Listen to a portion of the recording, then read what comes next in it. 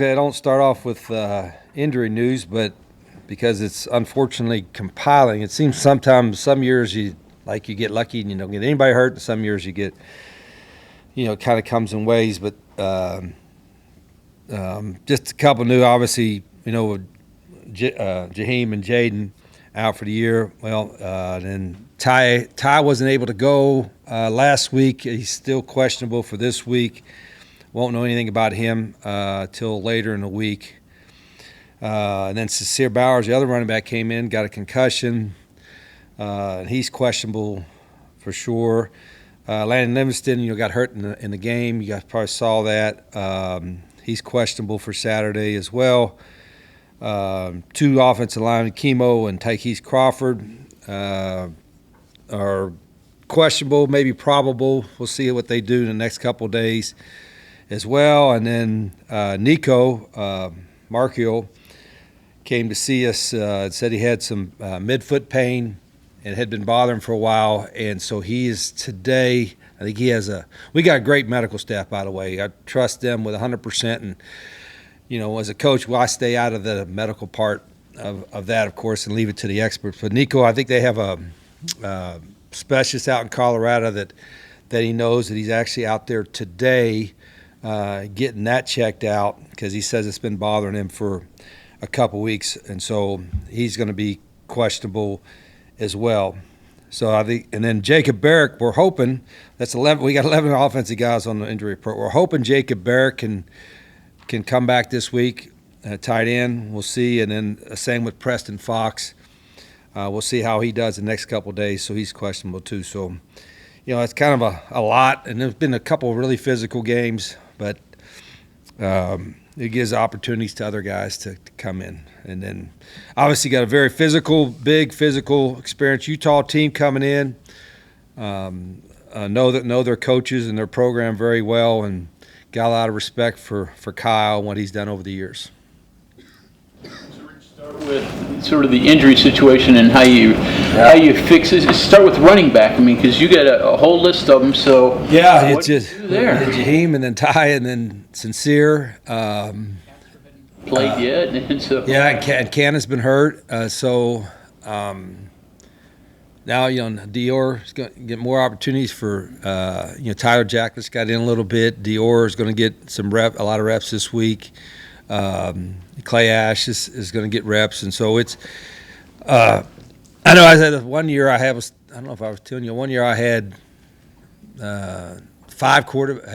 went to my fifth quarterback. I had to put a guy that was a walk-on tight end as a starting quarterback against USC, and then we were at our sixth Mike linebacker. It's like everybody in the middle. The quarterbacks all went down, and then it's unbelievable. I had my sixth Mike linebacker was starting against them, and this is mid-season. So, gosh, it's I hope it doesn't happen. But again, it gives opportunities for some other guys. So we got to get the running back situation figured out this week. So do you give some reps to some other slot receivers at running back?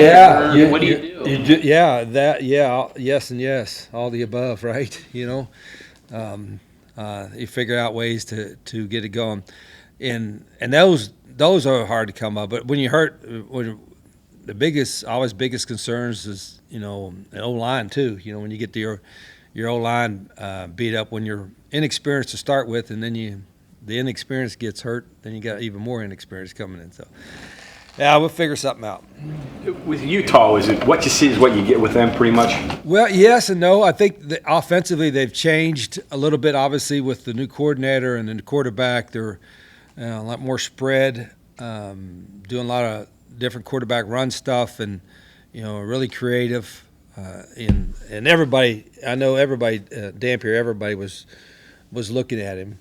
Because he was a dynamic player last year at New Mexico, and he's helped, I think, transform their offense this year as well. And defensively, with Morgan being there, they've been very similar over the years. They've changed some stuff from whatever it was 10 years ago when I was playing them when I was at Arizona, but they still very big, physical, get after you type. So we've got to have a good week of practice. Nicco, what do you do beginning today in practice? Yeah, all the other guys, all other four quarterbacks are getting going to get reps and all week, and then we'll see. We'll figure it out from there. During the game, the broadcast said that you've been repping 5 quarterbacks during the week. That may Yes. be true. How do you split up reps, and what's ideal? Do you want to? Some guys go 80-20, some will do like, I don't know, 80-15-5. How do you? And maybe Yeah, this not is like different this the week. the fourth and fifth guys weren't getting as many reps, but they were getting some. Typically, you would only give 3 guys reps, but again, the way we practiced and we get so many plays in that they're still able to get that. Again, we don't know how long Nicco is going to be out, but it's going to be for those other 4. It's going to be an opportunity for them, and they've done a good job in practice, staying engaged and getting their opportunities. And I think all knowing that they have a chance to play helps them stay engaged. Based on Nicco having this injury, what would you need to see from him, and what diagnosis would you need to get from him for him to still start this week? Oh, I don't like. Like I said, I don't. Here we have a medical injury report from our trainer Mike every morning, and he and the doctors and the trainers, they tell me the status. I don't like. I never would get involved in like, are they good to go or they're not good to go. That's as simple as that is. So if the trainer says he's good to go, then he's good to go. If the trainer says he's not, and I don't. He'd be behind rep-wise, though. Even if he gets a green light, wouldn't he be behind rep-wise? Well, yeah. Well, so some of the other guys too, right? If they're Sure. missing during the week, and but they can play on Saturday. That's always a concern. Like, if you've missed a week of practice, but you're good to go health-wise for the game, are you ready to go mentally? That from that standpoint too. So. That could still affect the starters, even if they get a green light health-wise, because they're behind. Sure. rep-wise. Yeah. I mean, you got to. What we have different stuff in. We think they can. If it's and that goes back to, and that's a fair question, but it goes back to if they're been in the offense or the defense for 2 or 3 years. Missing a few practices mentally is not a big deal because it. You know what I mean? This year with everybody being a rookie in the systems, excuse me, being a rookie in the system, I think missing a couple of days is probably different because they're like all freshmen in it. You see Jalen and them in the games, and they've run well, but what do you think of their passing ability? Yeah, all of our quarterbacks, I probably said this, all of them can make all the throws. It's a matter of getting thrown to the right guy at the right time and reading the defense. And there's a lot to quarterback play. It's more challenging now than ever before because defense has become more complicated, and you got to be prepared for a bunch of different looks, and you got to have protection. You got to have guys get open. It's all that above. So it's not as easy as just saying, we're not doing well running, let's just throw it. And you got to be able to protect, you got to be able to get open, you got to be able to read the coverages, you got to do all that stuff. And that's on us as coaches to get our guys ready to do that. That's part of what we've got to do a better job as a staff to get our guys ready to do that. Rich, review in your video, how much of Saturday was due to things you think you could fix, assignments, understanding things, whatever, versus maybe just a physical or a talent level? Yeah, I think there's as coaches we're always optimistic that we can fix some of the stuff, and as a players I think the same way. It's not always what you call what you can execute, but then we also got to know, okay, this is, if we executed this perfectly, we still would have got beat on that play. Then all right, maybe the scheme is wrong, or maybe the matchup is not what you want it to be. So you better. I said this before. I mean, nobody's going to take losses harder than the staff is, but you have to learn from it. You got to learn from it as a player, and you got to learn from it as a staff. Like you learn from both wins and losses, but you're going to learn a lot more from losses because it stings so much more that you're going to try to fix it in a hurry. And some of the issues we know it's going to be, it's going to take a little longer or harder to fix. But some of them, frankly, we can fix from this past game, we've got to fix in a hurry. And I think we're only 4 games in. Like, I'm not going to panic. It's we're 4 games into our first year. But there's a lot that we've learned in the last 4 weeks that we know what we need to do to get better going forward. Rich, has there been a time in your career where you've had this many injuries, and then what have you done to? Well, just the one. It was 2016 Arizona was the only one that kind of compares to that. Like I said, when we lost, it all hit the same position, like quarterback and Mike linebacker, and I think we had a couple receivers out too, and a starting center, and so that. But in other years, it's been not all at one time, and this is.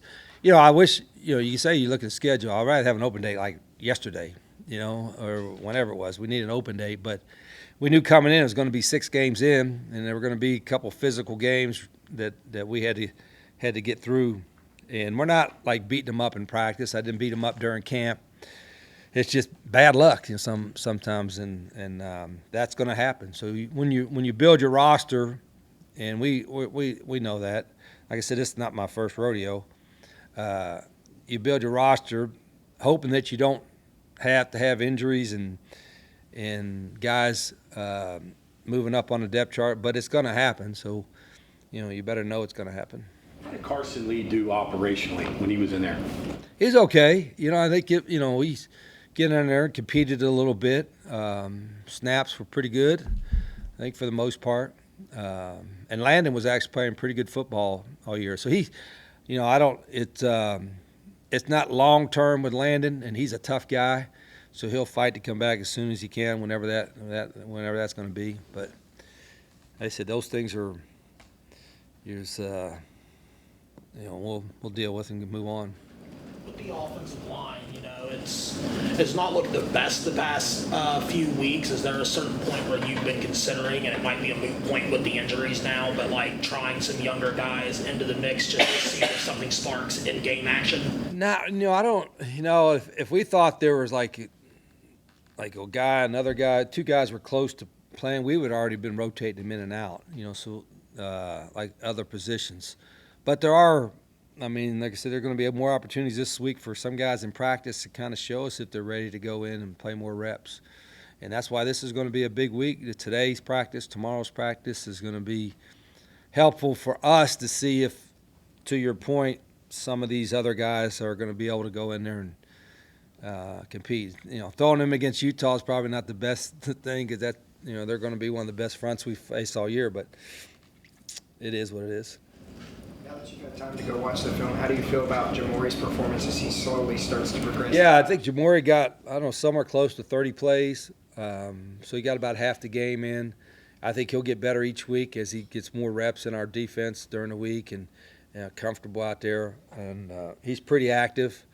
Braden Siders, who's playing the same positions, has been playing. He's a little banged up too, but he's been playing well all year. So, but it's good to have Jamori out there. I think he's making a difference. How do you find more success offensively in third down, and do you attribute a lot of what's gone wrong to unfavorable down and distance situations there? Yeah, I think a lot of it is the third and longs are really hard, and for a lot of reasons. You got to get open, you got to protect, you got to throw to the right guy, and all that stuff has got to happen at the same time. And then when you do have, like in the last game, or any game, if you have like a touchdown opportunity, in other words, it all matched up right, and then you got to be able to execute that too, and that's part of the deal. When you want a lot of those opportunities, but when you're struggling a little bit, like we are struggling a little bit at times, when those one opportunities come up there to take advantage of it or get a big play, you better hit those because those are not coming as frequently as they need to be. So you mentioned all offseason that every quarterback was a willing runner, and Nicco's had his games where he's run, but obviously the Kansas game was not one of them. What can you do with your offense offensively if you're not gaining yards on the ground with the quarterback? Is there anything else you can do? Is that just like throw your hands up in the air? I mean, he had -4 yards rushing. That seems like a Rich Rod offense isn't going to have a good day when that happens. Is there anything else I that think can be you're done? pigeonholing that a little bit there. I've had other guys when, that I don't know. I was trying to look back and see when we didn't have that much success running the quarterback. I mean, you throw it better, and run it. You got to be able to run it more with when you're playing with so-called 10 than playing with 11. I think that's part of the deal. But some of it is like when we're gonna get if a quarterback doesn't have a great day rushing, it's not always on the quarterback. It might be the way they're playing us, or getting beat up front, or something like that. That's concerned. But our quarterback involved in a run game has always got to be part of our offense. We think, when we're kind of rolling good, and like I said, I'm not panicking because again, it's 4 games. Like guys, let's trust me, ain't nobody gonna learn more from a loss than myself or my staff. But we also know that there's a lot of things that we can fix right now, and we got to do that as a staff. And some things are a little more long-term fix, and we got to fix that as a staff too. And all that is getting discussed and worked on. Rich, with Nico's foot, I believe you said, I don't know how much you talked to him, but did that come up as a question? Hey, are you okay? Did he disclose it? Did you guys have any idea? No, he came to see me on Sunday. Yeah, he came to see me and told me on Sunday. I wouldn't. He was, I think he had gone down to the training room a couple of times before, and talked to our guys about it. But that was the first I had known that it was bothering him. That was on Sunday. Okay. And then how much different is what Utah is doing offensively than what Whittingham or his coordinators have been known for before? Yeah, it's they brought the same coordinator that was Devin's from New Mexico, Jason Eck, that coached him in that system. So they brought the quarterback and the coordinator over. So it's obviously a good fit. They've worked together, and it's a completely different thing than what they've done before. Do you know Sean Clark at all? Yeah. Yeah, I think he released something earlier. Sean was, is a West Virginia guy, great coach, great guy. I think he was the first person, and we always text because, it was after a win or something, like congrats, because it's, we always said the same thing, like it's hard to win, and I think he was the first person after we won the Conference USA Championship last year. I think it might have been less than an hour after the game. Sean texted me and said, "Hey, Coach, it's hard to win. Congrats." So, just heart breaks for his family and for all his friends and the people down at UCF. Really sad. Really sad. You mentioned you wanted to add. You added an offensive lineman over the weekend. When it's week 4, how does the progression go to getting them ready? Obviously, probably not playing this year, but what is that development like? For who? For Ethan Chill. What is the development like for someone who you've added in week 4? Yeah, I think the guys that added, the one offense and 2 offense run the same amount of plays, and so if you're in 2 deep, and even some of the 3s like quarterbacks, you're running all the same number of plays all week. Some of the younger ones, it's on a scout team. That takes them. If you're pulling a guy from a scout team that just got here to come over, it's going to take more than a week to get them ready. But we have a couple young offensive linemen that physically we think are able to do the job, that maybe have been in a backup role. They're going to be maybe thrust into an opportunity. And it's the same at quarterback, the same at wideout, and obviously the same at running back. Some of these guys are going to get thrown into an opportunity, and hopefully today, tomorrow, and maybe even Saturday, they can show what they can do. So that's I'm excited for them. They should be excited. I mean, I think when you get an opportunity to play, and especially in our environment, and this is going to be a great crowd, I think, and it should be exciting for them. You mentioned long term. Is it getting guys ability-wise closer to your ones? Is that what you're talking about? What's that? In terms of getting guys, your backups closer ability-wise to your ones? Oh, no question. I mean, when your program is fully developed, there's not much difference between your first and your seconds. And I know that's, part of it now is, the salaries and what you're getting paid and all that. But when we get it built, way we're going to get built, there won't be much difference between the first group and the second group at any position on the 2 deep, on offense or defense in the future. Like a year from now it'll be better, and 2 years from now it's going to be a lot better. And I'm not saying that because we lost our last game. Like I said, it's just 4 games into it. But, if we recruit the way we're supposed to recruit and develop the way we're supposed to develop, we're going to be a pretty deep football team in a couple years. Your first time here at West Virginia, it took like 4 years to get a championship roster together, a team. Is it going to be the same this time? Bob, it shouldn't take as long, I think, because you can get, some portal guys that help. But I don't know if you can just build off of portal guys. I think we're still going to be a developmental program and build most of our roster up. So it shouldn't take that long. I would expect us to be as deep as we need to be and all that. It should you could do it in a couple years. I'm optimistic that you can do it in 1 year, so I'm not giving up on this year.